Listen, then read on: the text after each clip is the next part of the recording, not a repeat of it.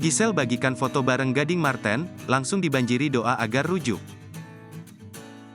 Giselle dan Gading Marten didoakan rujuk alias balikan setelah pamer foto di media sosial. Dalam unggahan Giselle, mantan istri Gading Marten itu memperlihatkan momen perayaan HTRI ke-78 yang dirayakan di sekolah anaknya, Gempita Nora Alexandra. Di sana Giselle terlihat berfoto mesra dengan mantan suaminya, Gading Marten.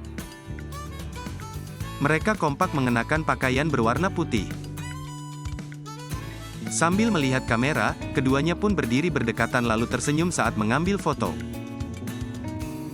Giselle lantas mengatakan momen tersebut merupakan hal yang tidak bisa diulang lagi. Unggahan tersebut pun dibalas oleh Gading Marten.